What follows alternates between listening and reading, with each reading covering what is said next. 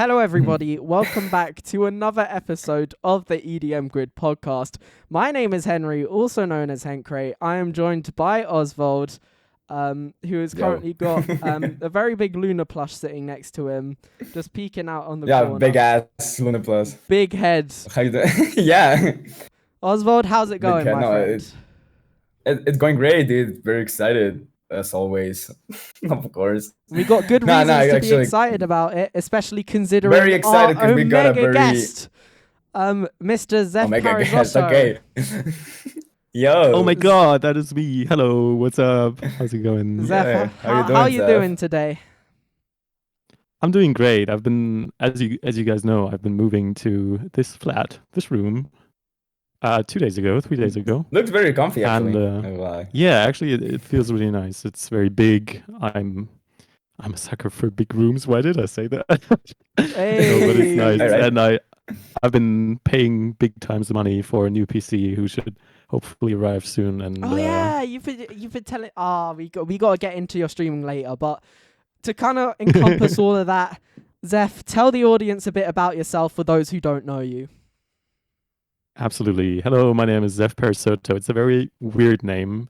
You can read it on the episode, but I figured out that after I performed live that it's very hard to understand it from hearing it.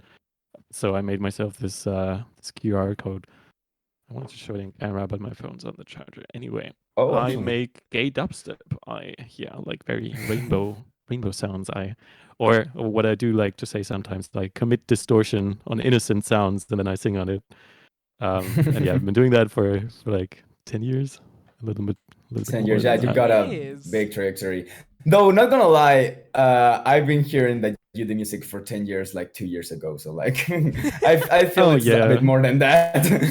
I kind of stopped counting. It should be 11 right now, something like that. Do you not have it's also, the date written down of when you originally bought FL Studio and like you remember doing it? Oh, well, I mean, I didn't start producing with FL Studio though. That was 7 years ago, maybe. I started by like routing MIDI into my Yamaha keyboard. It had like 482 like delicious sounds, like fireworks where you press a key and then it just right, silly stuff like that. And I was composing songs with Magic's Samplitude 11 Silver. It's a great piece of software. Wow, so you at the time when I was sorry. I also use FL Studio, so no. Fruity Loops, my beloved. Right. This is a really good segue into Zef. Tell us about your kind of musicianship journey so far and like how you started making music, the process, because you've seen quite a lot of successes. Where does Zef come from? You've seen quite a lot of successes over the time. It's been thank you. It's been a wild ride through some different genres. I've been starting out trying to make video game soundtracks because like my biggest influences, and also still like very big influences until today, are my favorite games. Kirby's Adventure Wii, or I think it's called Kirby's Return to Dreamland, and like Super Mario Galaxy, just to name a few. Super Mario Galaxy, on the I was Wii. thinking about, Yeah, I love that shit, and they're very interesting, like composition wise, and I always try to go for that. But then also at some point in my youth, I'm 25 now. God damn it. No. I was discovering dubstep, and like even the name dubstep felt like holy. I was like showing songs to my brother who would also have no idea and like asking, "Is this dubstep? Is this the cool stuff everybody's talking about?" And he would be like, "Yeah, that's surely." Oh yeah. 2013 was a great year, dude. Not gonna lie. 2013 Skrillex hit different. I'm sorry, like Bangarang. Kind of did. I'm still Bangarang is like my favorite track from him. I'm still feeling that a lot. Yeah. What the fuck was that? Great. Okay. Yeah. No, massive rant. Alright, continue. Right. So I was uploading all of that to YouTube. It's still up there to this day. So you can find like a very big library of old, unmixed, horribly clipping but nicely composed game music on there, or mid composed, I'd say. Some of them are nice. I like to listen to them sometimes. It's kind of funny. And also like very old electronic music that was supposed to sound like dubstep and similar genres. But yeah, I guess we all start with something. Crazy. Talk us about a bit about, I don't know, what labels have you been in, which remix competitions? Right. How did you start taking off? Sorry, I was kind of preparing like a TED talk in my head. I didn't mean to make it like a monologue, but that was still like a long journey because I didn't even start singing at that point. So I became part of my school band. Oh yeah, and that was you can get to that later. Like, right, that should be like 2017. I'm not too sure, somewhere around that. So I was 17 or 18, and you can see that as the first Zef Parisoto EP. It's called "Can You Hear Me." Some of the songs of them I kind of like hide, but they're still like online. They're actually like pop, but then later on I realized I don't want to miss out on the dubstep. So Zef Parisoto just became this brand of like combining everything, like the poppy stuff, the video game stuff, the gay stuff, and electronic music. And here we are. I mean, you've got such an interesting style. I love it. And it's noticeable. Not gonna lie, that you try to mix everything up. It's great. That's really nice. How have you sometimes sort of, it gets. Yeah. How have you? Sorry. No. You go on. Go. Yeah. I feel like sometimes it gets a little too much, and you can also hear that in my older songs.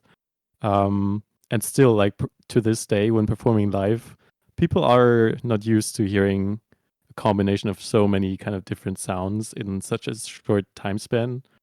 And I've been trying to recently still keep that kind of energy but make it more communicable, so the average listener, like from a live audience, will also be able to follow along and not be like, all right, what is going on? Does this guy have ADHD or is he from another planet?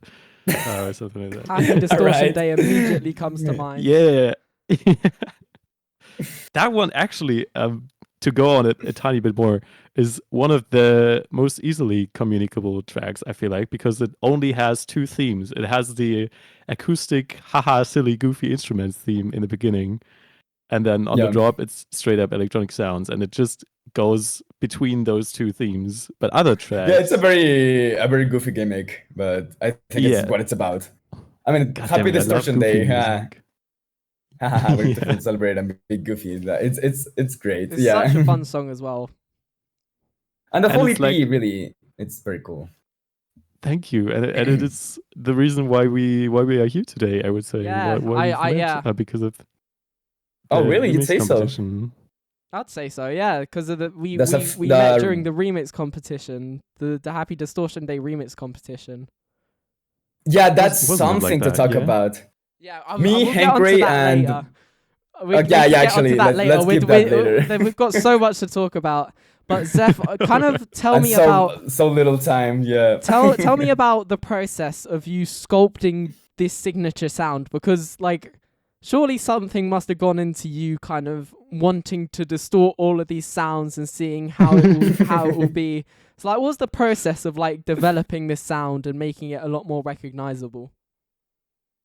I think even before I started using FL Studio, there was this moment where I realized that the most popular producers would not, they don't own a secret sauce to like make sounds sound good. They just do whatever the fuck they feel like in the moment. They slam a ton of effects on it, and sometimes that turns into something really beautiful. And that kind of, I keep remembering that kind of moment and like trying to even break my DAW, break my laptop and record it all and then resample that. And so there was always this kind of curiosity with what can you do between the space of like zero of like silence and like white noise or brown noise on top. Like what is there to explore? What kind of sounds can we make? And then how can we bring that into a context that sounds actually listenable?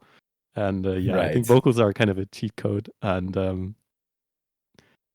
I was actually gonna say like the most recognizable thing about your music is the fact that you are the few, if not the only, dubstep producer that actually sings on their songs. Oh, definitely not the only one. There are so many good producers. Someone do drum and bass, like Caracol Project comes to mind. Really amazing stuff. Fox Stevenson, good inspiration. Oh, I would say. Of course, yeah. How did I forget? Holy shit! But I mean, no, we're not doing this. Pretty unique. It's pretty unique. That's what I'm trying to say. Thank you. I mean, I'm happy about the compliment. Thank you. Yeah, I guess in genres like rhythm, it's less common. I feel like I'm on the very edge of that, where I can call myself rhythm or like melodic rhythm in some songs. Yeah. But yeah, it's something to play around with. I hope more people will do it. So I mean, you kind of made your own genre. Yeah. I feel like sometimes this is like a very unique style of yours that like you've developed over the time. You should patent it. You should call it like Parisoto step or something. Parisoto step is crazy. It's actually I'm now trying to recall the genres that Spotify had wrapped last year, like the AI generated genre names. I did not to toot my own horn, but I did stream my own music for quite the amount. I did too. I did too. It's okay. I never touched that. Me and Hyper's song was third on my Spotify most listened songs. Hell yeah! No, that's how it's supposed to be. Like, why make a sandwich if you're not gonna eat it? Like, that's how it's supposed to be. So I mean, I was my second most listened. Amen. Yeah. What was yours? First one being Virtual Riot. Oh, Virtual Riot. But yeah. What was your genre? What did Spotify say that your genre was? I think it was something with gaming dubstep, and then some word that was referring to like the poppy gay kind of culture thing. But I don't have it saved anywhere. I think I won't find out about it. But I kind of love that they did that. Basically, they just said all of the above. They just said, what genre did you listen to? Yes. Absolutely. I mean, it kind of can get mixed with what you always describe your music as, the gay dubstep. And that's it. And so this whole kind of building on this has led to your most recent album, and I think is your most kind of passionate project. And to be fair, we've seen quite a lot of producers saying that they've got projects and albums which are like, we had Desex last week who said that, you know, she's been working on a 16-track album that's her most passionate thing. I'm so excited to hear it. Yeah. And now Zef, you had a project banger of a release. Yep. Tell me about the process that went into that album and about why you wanted to make it. Yes, thank you. So we're talking about Submerged Self, and I don't even dare to call it an album myself because it's just over 20 minutes, and I think so Spotify has like a different, I guess. Ooh, it's kind of funny. What? Sorry. Yeah. An EP, I guess. Yeah. It's a mix. A mix, hell yeah. I couldn't care less about what we call it. But once I had a discussion with a friend about it, with an EP that was quite similar. It was Fox Stevenson's Enemy Brain Entertainment Suite. Yes. Entertainment Suite, right. 7 tracks. And he was like arguing. Yeah, he was arguing that that's an album, and I was like, no, it's called EP. Spotify says so, or like it says so there, it says so there. But no, Spotify was actually the part that called it an album, just based on the length or whatever. All right, I don't care. Not gonna lie. Okay. What went into making Actually, you can just. I figured that you can just choose what it is. Because for me, Aviators, it was not long enough technically to be an album, but I just still called it album. So it's an album. I don't care. Yeah, fair enough. Yeah. It's whatever. Let's call it EP. It's whatever. Okay. Because I want to reserve the spot for like making my debut album. It will make it sound cooler when I actually release an album, because that is in the plans somewhere in the future. All right. That's really cool. But thank you. So Submerged Self I started creating around like 2 years ago. So I think it roughly took exactly 1 year to finish it. And So that was the time when I just had finished my bachelor and was like ready to start into life, but it was going all like very slow because I didn't get the kind of jobs I wanted, the kind of job I wanted. I wanted to move to the city where I'm now close to, I guess. And yeah, it's interesting to think about now because I've just now reached that, what I've been trying to do for so long. And sometimes motivation would really go down to look for another flat and send another message out. And so, yeah, that was, I don't want to say a darker time because I'm very lucky to have like my family who's very supportive and like lots of friends and like so many other privileges. But if I would dare to choose a time that is that where I would get lost in my head a bit more, then that was that time, and that's why I wrote Submerged Self, which is like submerged in the water. I really like that metaphor of being like sucked underwater and like not being able to breathe, and that as like, yeah, I'm getting lost in my own mind, in my thoughts. Right. Does that make sense? Yeah, and you can also, I mean, yeah, and you can also hear that and also see it on the cover art with you are a madman. How, what? How do you figure out, okay, I'm gonna have like six songs or something, and I'm gonna have a different cover art for each one of them. I swear you put a load of Easter eggs in all of your cover arts. I think that was also one of the reasons why I stopped thinking about labels for this and started thinking as a self-release, because the first two bigger labels that were like talking, we might take it, we're like, yeah, no, we're not gonna make a cover for every single song, and that it, yeah, totally makes sense. But I wanted to tell the story like visually. I care so much about that, and I was so damn lucky to run into Jayu or Jayu. I've recently just noticed. Yeah. Oh, you know how to pronounce them? It's Jayu. I think it's Jayu. I mean, I pronounce it like that. I don't know. Either way, they're really goated. They're so good. Yeah. Oh yeah, they teach me like how to draw. Kind of. Teach you? What do you mean? Like you're such a good artist. I mean, as well. sort of like. Yeah, I mean they're goated. They're amazing. Yeah. Yeah, I meant to say that just like that. Yeah. And yeah, they've been really open to implementing a very specific vision. They were like the perfect one to listen to. Like we had so long chats about this detail and that detail, and they were so respectful and yeah, trying to include everything that's possible and still making it and like a good artistic piece, because I cannot do that. Like I can tell any artist, like, can you make that look good? And sometimes they would say, yeah, no, that's not possible, or it'll look weird. But Jayu were able to bring everything together, and I love that. And also like exporting all the individual layers, allowing me to animate it. So yeah, that was a lot of effort actually. Yeah, that's pretty nice. Yeah, not every artist does that. Like, wait, you animated it? Wait. Yeah. So FL Studio has this, I want to say, hidden feature. It's not hidden because they did make some videos about it, but crazy underrated plugin that is called Z Game Editor Visualizer, where you can just use. Sometimes you still need to teach me, dude. It's so cool what you do in there. Thank you, and yeah, I would love to. It's I spent quite some time in there. It's so nice because you get to use the FL Studio automations, just like you do for music production, but like on the grid, and automate things to move around very rhythmically, but also very naturally, because you have all the curves and some.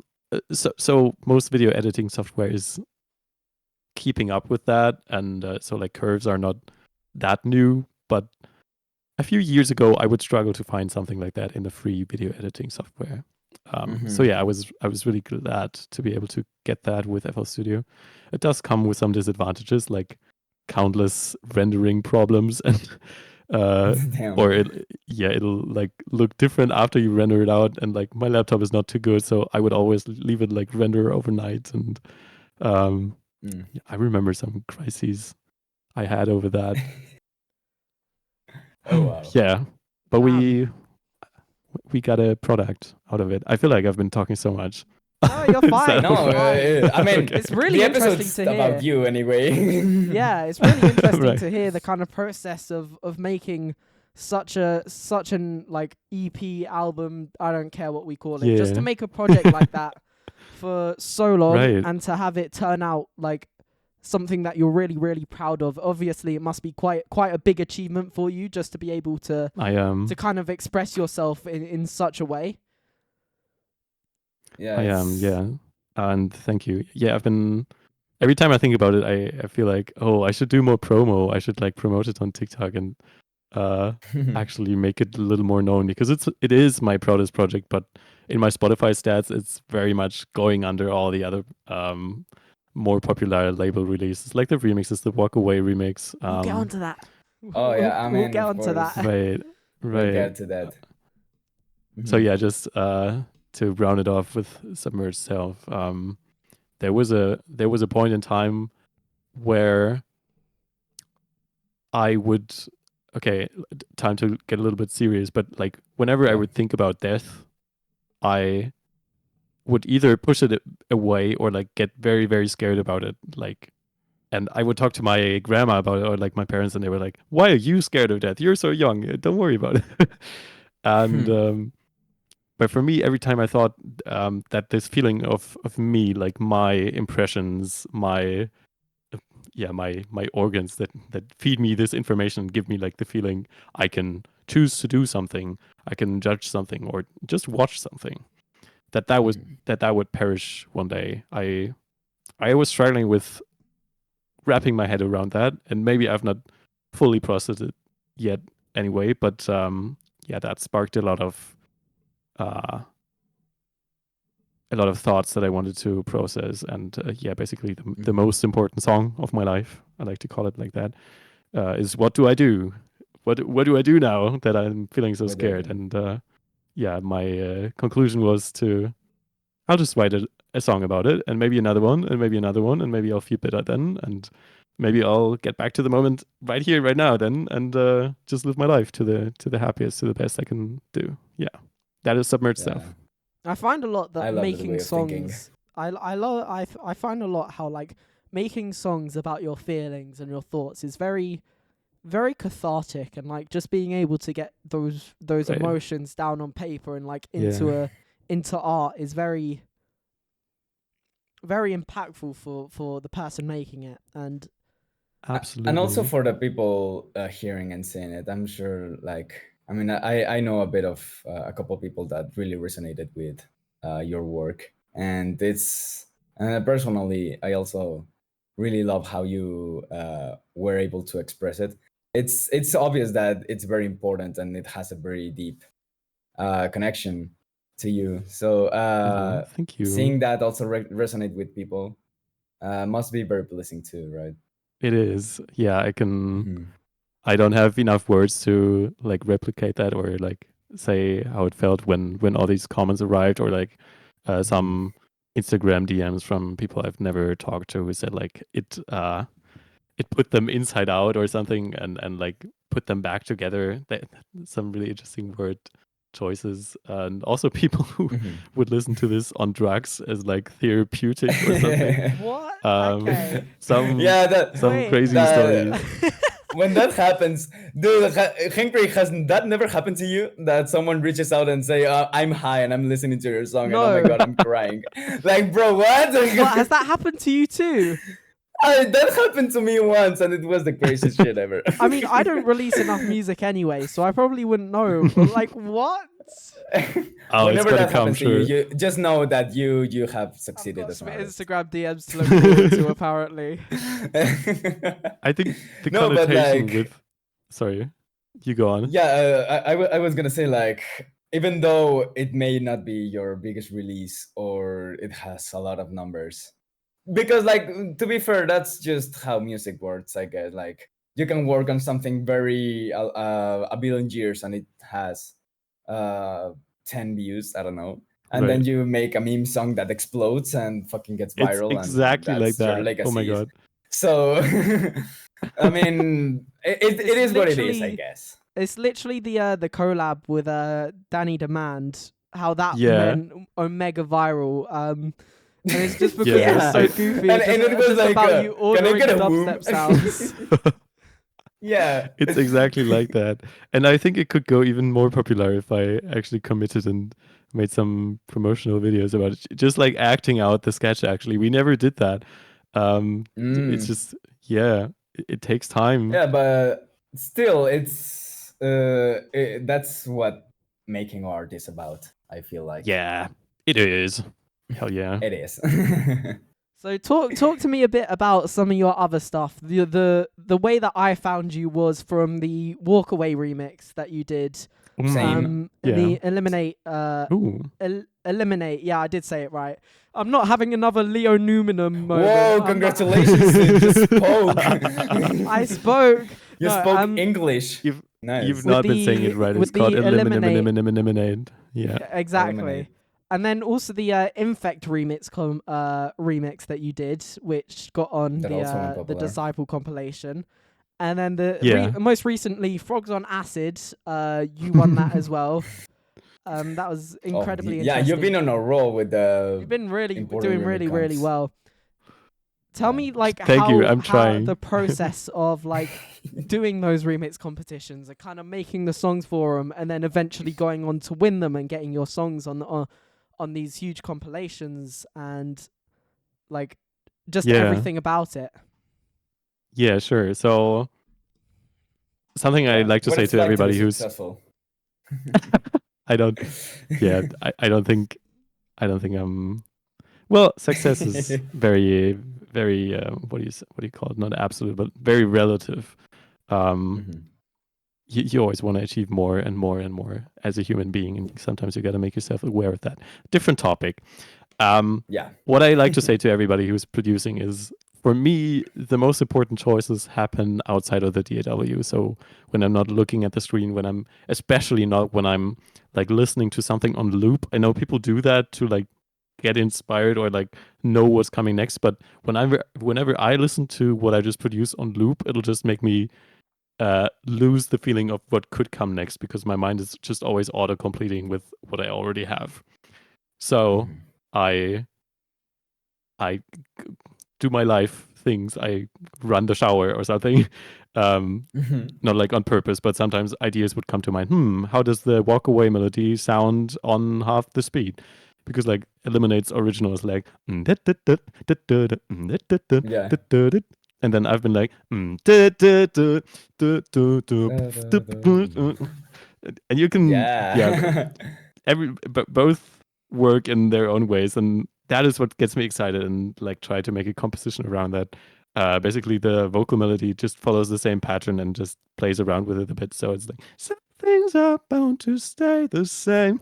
It's like da da da. It's the same start. I never actually thought about that before. It's right. Really interesting. It all comes. Yeah, it all comes from one point and then decides on how the rest of the structure of the song will be. And for Infect Rewind, it was the same. So I was actually thinking that the wheel, like that sample at the start of the drop from the original, was actually I thought it just said that, and like the wind was cutting off into the bass. I thought that was the original idea, and I just wanted to emphasize on that. I just got it wrong basically, and and you didn't thought about be kind, rewind, be kind. No, that wasn't out before. That was released afterwards, I think. That makes sense. Way after, that actually. Makes sense. All right. So that was my assumption, and then writing a single line around the rewind was like, wish I could rewind. That came spontaneously, and when you have that, it's just copy and paste. So and give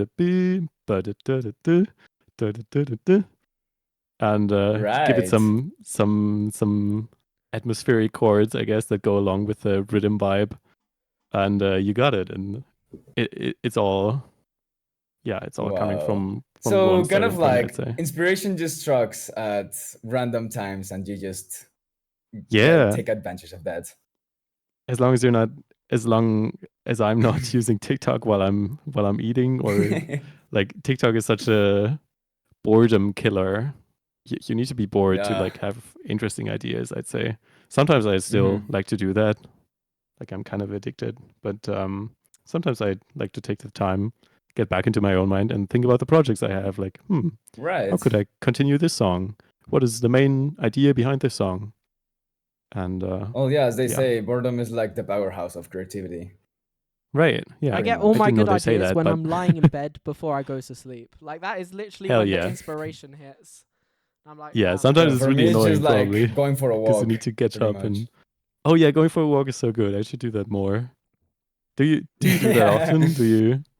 Is it nice to like walk around where you live? A couple times a week, and it really gives inspiration. Especially like going for a walk without headphones, just by yourself. And that really strikes a lot of inspiration because like also you're seeing things around you and whatever. So you just think about things, and I would recommend that to anyone with I don't know writer's block or whatever. Right. So tell me. I keep thinking that. Oh, sorry. You go ahead. Oh yeah. I wanted to know kind of like you making all of this and like having this inspiration to then going on and winning it. How does that kind of affect? How is that process? My ego. That affects your ego. That's the end of the episode, lads. No, I'm joking. No. But like, what is the process of you then winning the competition and like going through with the releases and that sort of stuff? And like, getting the money. You mean like what's happening behind the scenes? Yeah. How does it feel? Of course, it feels amazing and also surreal to some extent. Suddenly you got a bunch of strangers commenting on your music and saying positive or a few negative things about it, and like everybody suddenly has an opinion. That's something interesting to get used to, even though I'm not being that on popular. The spotlight is but usually it just feels very nice because dubstep doesn't really exist in Germany, so it's nice to have some kind of community who can actually feel what I'm feeling when I'm sitting in front of my laptop screen. And just give me some of the energy back. Nice. Yeah. I think for me that has been the main appeal of like uploading and distributing and sending my music to labels. Like I think everybody sort of wants that attention and wants some of that energy back that they put in it. But for me, 2 years ago, I realized like that's not enough. I kind of want to feel it directly when I'm performing the music. I want to see people's reactions in their eyes, and I want them to feel the same as I'm feeling. And to this day, that's basically the reason why I've moved cities, because I think I can find more people who actually vibe with it here. That's what I'm trying to do. Yeah, and I also think that transitions a bit well to your live performances.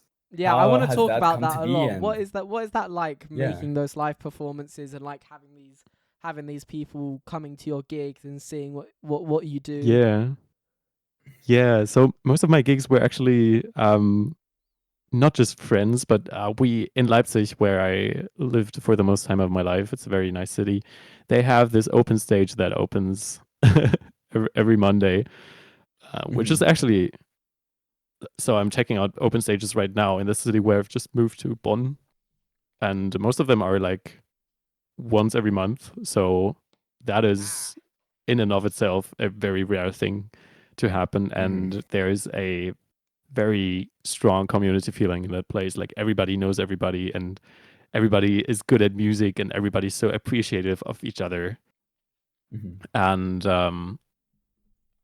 so at the start, I've just been going there every now and then to kind of get my stage fright off my chest and find some people who would actually like it.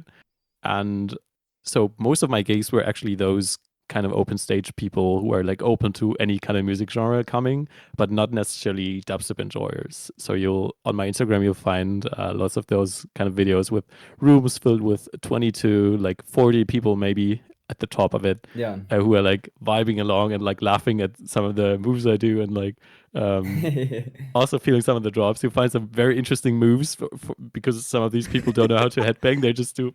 Yeah, it's kind of funny. Oh, damn! This sounds weird. I never thought I'd see Grandpa dancing at dubstep. Like, how has that happened? Oh, wait, yeah, my grandpa? That's a great video. No, like, you know the dad dancing, like, get the dad on the dance floor, and they prove the most, like, they pull out the most abominable moves known to exist. Have you not seen that before? Like, you see I'm your not dad too sure what you're dancing, referring and to, it's just, honestly. how have you? Basically, it's like, like, you see your father on the dance floor, and he's pulling like the old 1980s boogie dance. Oh, and, like, yeah. that sort of stuff. Yeah, I get that. Like, I never thought I'd see people doing that, but to gay dubstep. Yeah. To gay dubstep. It's quite the time we live in. Okay, I want to pivot because we've been talking about your music career and like everything that's been leading to it. I want to know, because we touched on it before, and this is how we originally met, the remix competition that you ran, and about what it was like making that remix competition, running it, having to choose the winners. What's the process in running something like that? Right. It's a lot of effort. It's more effort than I thought. I knew it was going to be effort. So the main inspiration was Non's remix competition, which I won. But he's winning everything. Yeah. Subtle flex, by the way. Some of for the rest of us, dude. I mean, the smaller the remix competition, the higher your chances are. So that was the thought behind joining that kind of remix competition. And I thought, well, I have just acquired the amount of people that I think I could choose one winner that I feel comfortable with for each song of this EP I was very proud of back then, Distortion Day. And also the kind of making goofy videos about it and like inviting randoms to join in on this silly community I have. That was something I wanted to do. All right, so that was the process behind the idea. And then in execution, you got to think about, how do I want to reward people actually who take part? Like, how much money do I want to spend on that? And I think I found it kind of, I think I kind of found a middle path between money and status and like support. Like, I don't have that many followers, but I do have a fair amount to like support somebody else's work a bit, and I think it quite worked. So people were coming together, people were collaborating. You guys were collaborating. I still think back of that. Me, Hyper, and Henry collaborated. Well, we made a triangle, but we never actually like.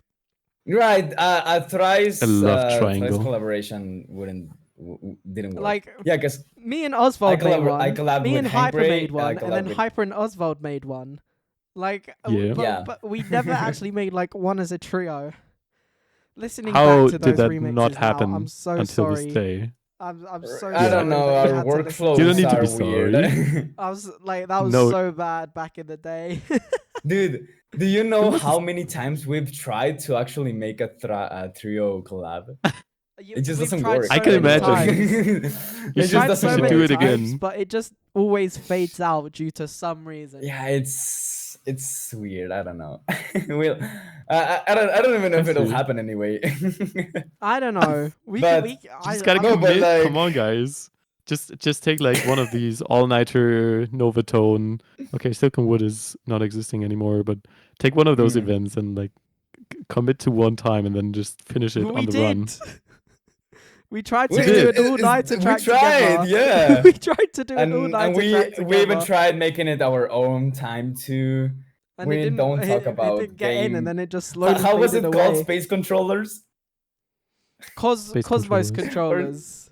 Cosmos controllers. We don't talk about the Cosmos We don't talk controllers. about that. Okay. If you say One of our collab. No, but like. No, it is important to know that your remix competition kind of like made us who we are now. At least for me, I would say, like, Yay. because like I met my boyfriend through your remix competition. I met this douchebag. Whoa! Wait a damn minute. I mean, I met yourself, and it kind of like really made me get really into music. Not gonna lie. I love the juxtaposition between I met my boyfriend, I met this douchebag. Yeah. 2 sides to every coin. And now we're here, dude. Like, it's weird. I'm like crazy. I don't know. I love it. What was it like picking a winner for the remix competition? Because there was some good tracks that were on there. That must have been really good tracks. Right, I wanted to get back on that. So I'm personally like really nitpicky on mix down and shit. And I think there were only a few where that requirement for me was like perfectly met. But then I started seeing it as like which ideas are kind of work the most with the vocal together, especially because after all, that's like one main part of a remix is people were always going to be remembering the vocal. And like some songs were speeding up or slowing down the vocal too much, and it would just feel not off because it's myself I'm hearing like slowed down, but it would also feel off because like a natural, yeah, if you slow it down too much, then you're gonna have it so spelled out very slowly. It just feels weird at some 10 point. out of 10 live demonstration. Thank you. So that was one factor, and then just like what would I want to promote, like what would I want to dance to, and then what am I feeling personally. And I was also asking friends about it, and I think it worked out quite well. I don't have too good of a memory of how exactly the choices went down. But we ended up with more remixes as winners per track than one. So I think Laptop Law song was one of the songs that many people wanted to remix. And so many ideas I wanted to. It, actually. Yeah, I remember now. I think like the last drop. I remember now. I was really feeling. Yeah, you were so excited for it, and you then told me, dude, use this sound on something else because like it has so much potential. I did. Did you though? And it's my it's my most listened song. It's the last drop on Takeoff, actually. Oh, my bad. Okay, I need to listen. Yeah. Sorry. Wait, it is. I'm trying to remember the song. Wait. Hold on. I'm trying to remember. I mean, if you compare it side to side, like it sounds different because like on the remix I also used your vocal, and on Takeoff it's just the sound, so it's a layer less, I guess. But it's pretty much the same concept and idea and sound design and yeah. Yeah, I was mainly remembering the sound. It felt like very colorful. It reminded me of Rewrite by Virtual Riot, one of the songs that I really like. You nailed it. You nailed this inspiration. But really? I did wanted to ask you because like I remember when like the remix showcase live. I remember I had like a 8-bar pre-drop actually a fake out. And you said like, "Oh my God, please give me the drums." And then the drums came in, and you were disappointed, I guess. What did you want? What were you expecting there? What was I expecting? That is hard to remember, honestly. Now that you tell me, I remember that exact moment, but I don't know. Honestly, I can't give a good response here. How many years ago was it? Vague memory I have. It's been like 2 years ago. A bit more than 2 years. Yeah, but crazy. I mean, sort of a bit less than 2 actually. But like that. Since then, that's just a question I always been like. Why? What should I have done? This is the villain arc. This is the like trauma. The moment that he remembers. Yeah, no, I cannot sleep. Nah. He will remember. The first drop was ass anyway, but here's what we're gonna do. You're gonna send me that song again just to render because I get all the sounds from the fake out anyway, and I'm just gonna put on drums there that I would expect now, and maybe that helps. I mean, it also helps that like 2 years ago, we're a lot better producers than we were. Oh, you are. Yeah, dude. I listened back to that remix and I said, dude, I could have done so much better now. Definitely, I'm the same. You talking about stretching the vocals too slow, and I was immediately thinking the Hey remix where I tried to make the song that was 170 BPM into house at 128 BPM. No matter the place, no matter the time. It's even slower. I think it's even slower than that.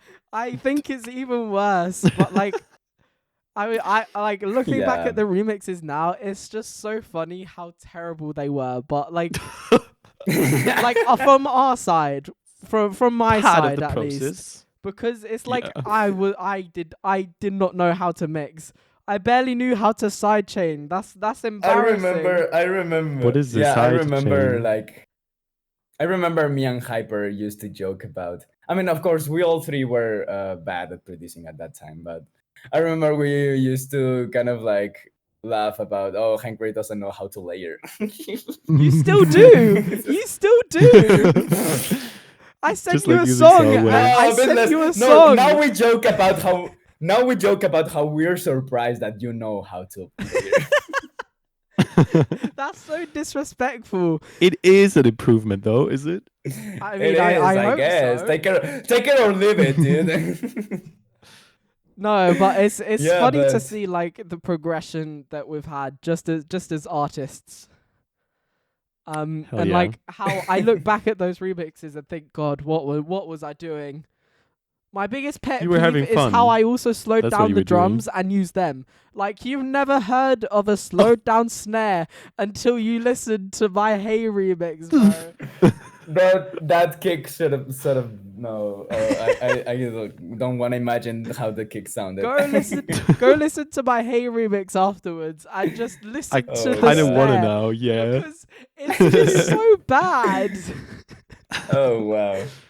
Well, yeah, you live and you learn. I live basically. I hope I've learned a lot, or else there's no point in me being here. Isn't there? The bad news is the learning doesn't stop even after 10 years, I feel like. Oh, yeah, definitely. That's very true. One of the big things I recently realized was, like half a year ago, I said, I think, oh my God, stop. I'm stopping being able to talk properly. So here we go. Don't worry. I'm referencing a lot, and I'm looking a lot at span, like the spectrum analyzer. And one thing I was always like nitpickily paying attention to was making sure that the sub level of the kick and the sub bass would match. So when the kick goes into the sub bass, it's like a fade, and you don't notice how one is different than the other. And recently I just realized that there are some songs that don't have that, where the kick just punches louder than the sub, and I enjoy that. And I realized, music is about enjoying things and not making sure they're on some kind of made up scale, and sub should be at whatever volume it just hit me like that, and I changed up my own process. Yeah, you're always told like changing. the sub bass should be at this I don't know, this level, and this had that and loves and whatever. But it's mainly it's also very about what you hear, right? Right. There are also producers who are actually remembering numbers like minus 6 dB for this, minus that dB for that. Nerdy behavior. Nerdy behavior. It helps them. It helps, but like you do it based on like taste and about like what you feel is best for the song, rather than this has to be on this specific decibels and like. I mean, if you're like that, then of course it's wrong. If you're like these levels are give it or leave or whatever, then of course that's not the right approach. But for some people, it helps them to actually build a good mix. And I'm fascinated by that, because my process is just like listen to it and turn it up if you want it louder. And not gonna lie, the only thing that like I think the most important piece of advice I've ever gotten from, I think, the best producer I know is just referencing. Right, Absolutely. It's Absolutely. still so underrated. Yeah, dude, it works so much for me. Yeah, it's very important. All right. Dude, I'm just scared. Oh yeah, the best producer. All right, I wanna touch upon another subject really, really quickly, because it is getting a bit late. About Stutter, I think. What's it called? The plugin which you made. Flutter, sorry. There is actually a plugin that's called Stutter. What did you say? Sorry, Stutter. I knew it was something like that. It just occurred to me just now for like, we should definitely talk about this. What was the process of building your own plugin and then having it be available to kind of distribute and to buy? Yeah. What's the process of making something like that? I'll try to make it short. The reason why this plugin exists is that something has been bothering me a lot because I thought it was possible to realize.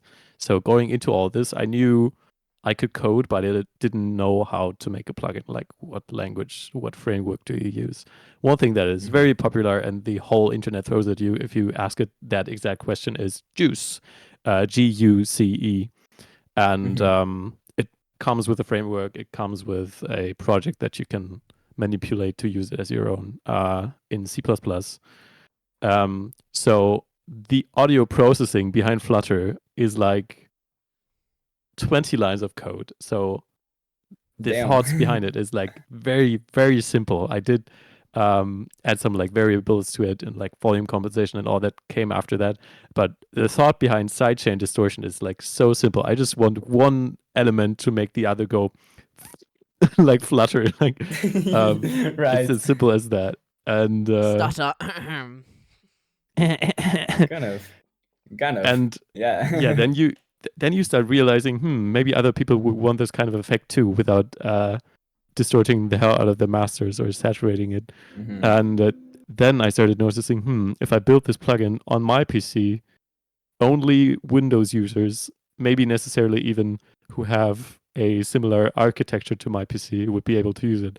How do I build it for everybody else? And that took a long amount of time, and I still haven't realized a Linux build. So Linux people have been approaching me like 2 or 3 times. Can you make a build for Linux? And I'm like, I don't want to do all this. I don't want to get another PC. I don't want to. But like Linux is probably the smallest user base. I think most producers are on Windows or Mac, and Mac was a pain in the ass because they want to make sure that your plugin is coming from a trusted device. No, I don't think that's like an optimization thing. It's more like security, but also they want to make money, so they prompt me to you were pay. having a lot of problems with that, right? Right. They really want to make you as a plugin developer pay these $100 for a yearly membership in their developer program just so they can sign your code and make your plugin available without showing a warning on screen. That would be very annoying to get around. And that is what I've been trying to fix for like the last half year on and off, and I actually got it like last month. Amen. And now I'm going how to. How goated have you got to be to like, I want this effect, but there's not a plugin for it. Well, I'm gonna make it my own, bro. You got into a game studio like recently. You got into a new job with a game studio. I did, and I mean, coding can get you at many directions, and I just love the creative part of it. The future. It is. Hell yeah. I love coding. It's so fun. It's hell yeah. I forgot you do that too. Yeah, I'm a computer science. Oh, you do? I don't know that. Yeah, I'm a computer science student. I'm making a whole game for a project which my teacher specifically told me not to do. Yeah. But I was like, I'm passionate. I know I'll complete it. I'd rather do something where I'd enjoy the process than make something where like I don't really want to do it, and then like it's average. Like I don't. I love you for that. Yeah, that's what I've found with every single one of my courseworks. Like, just make it fun and like make something which you want to make instead of something that like you're being forced to make. Yeah, even if it takes more work, it's so much more enjoyable. Yeah, definitely. On a quick note, I can add that in my college time, I also like I had 2 music videos. The Happy Distortion Day music video was one coursework actually, and many other projects. Flutter actually was my bachelor's thesis. So having like a frame where you have a deadline and you got to do it at some point, but also having the freedom of I can do whatever I want, as long as it's like measurable success. Did it work in the end or did it not? That is like the best part about school and university and all that. Yeah. Interesting. For me. Nice. Okay. All right. Oswald, I'm guessing you have a question to ask at the end of every podcast. I have a very important question. Zef, so any personal music recommendations you'd like to share to everyone? We ask this at the end of each episode. Yeah, we always have every single episode. What are your top tracks at the moment? Absolutely. I'm only going to recommend one thing, but I'm going to put big emphasis on this recommendation. Just because I've not been listening to anything else for like the last 5 months, like excessively as I've been listening to this. Yeah, it's pretty much like an addiction. I'm struggling to find something similar that takes me on a ride emotionally as that album. And I assume it's probably pretty known among like the producers community kind of online vibes. I guess. But if there are people listening who don't know about this artist, who don't know about this album, then I highly recommend to you Braken's Hypochondriac. This artist is insanely talented, and they make a genre like they call it glitch pop that nobody else does. And they tell a story in such a unique way, and it gets me like it's so emotionally and I'm starting to find words to say how good it is, and I've been coming back to it and like blasting it in this new room on this new speaker just to see how it sounds. Feel so bad for your roommates. Just blasting songs. Do you have any roommates actually? Yeah. Oh, actually, I do. I have one roommate until now, and she's like 3 rooms further. I don't think anybody hears it actually. Oh, thank God. But I've also not. Yeah, I've also not put up my big system yet, so no. they're going to suffer a bit more. Whoa. We'll see about that. Well, nice. But everybody's... It's the first concrete answer I get to that question. Yeah, everyone really? just goes like, like, how? Everyone goes like, I listen to a lot of music. There's I listen to everything. Everybody says that. Yeah. I hear to so much stuff. I like a lot of stuff. No, come on, tell me something. Yeah. Very concrete. Also, Zef Parisoto is pretty good, I think. You should check them out. Speaking of that, give us like some final comments. Anything you want to shout out? This is your space to say whatever you want at the end of the episode. For anyone who's listening, you could say go by Stutter, not Flutter. Whatever you wanna. Whatever you wanna say. Now's your space. Absolutely. All right. So if you didn't notice it, I do have a plugin. It's only €12, and I made lots of videos about it, what it actually does. So if that sounds interesting to you, just go to my link tree. I have my biggest and best project to date that has animated visuals and like 6.5 tracks. It's called Submerged Self. It's on YouTube. You can find it in my link tree. I have a new song coming out. That is new news. Wow. On April 18th. Yeah, it's some new work. To make Bass House, and then you didn't make Bass House. You did. Bass was popular, dude. You gotta get on the train. I literally said the entire time for you to make Bass House, and then you didn't, and then you just randomly make a Bass House song out of nowhere. Yo! It wasn't randomly. So I was thinking of you. So you were the actual reason. The random person on Twitter who prompted me, they were just the occasion, but you were the reason, my guy. Yes. But it's actually not the Bass House song that is coming out. It's a love song. No. Yeah, you gotta wait for that, like 2 more months. Sorry. Well, that's also coming then. That's also coming then. Newsflash. It is coming. It is finished and it's coming. All right. All the links will be in the description, by the way, for Zef and also for us as well, if you want to go support us. And for his plugin too. Don't forget about that. Very selfishly put our links on the visuals as well, because I am self-obsessed. Is there anything more you want to shout out, Zef? Your YouTube channel? Yeah, there was one more thing that I wanted to say. Like join my Discord. I think it's a very nice place for a community to like share production knowledge and share their art. And I'm going to try and my best and like chat with everyone who's listening. And also I do feedback streams sometimes. And I'm as soon as I have my new PC, which is coming hopefully soon, and everything's set up, I want to do that much more often. And that's also going to be the place where everything of that is going to be announced and happening. So yeah, it is, as everything else, in my link tree. And in the description as well. Hell yeah, then. And in the description as well. Yeah. And in the description, and the like and subscribe and comment. Like and subscribe for some more epic content. No. Yeah. And click the plus away in the right. Yeah. Do click all the buttons except for the block and report one. Yeah. Don't click those, guys.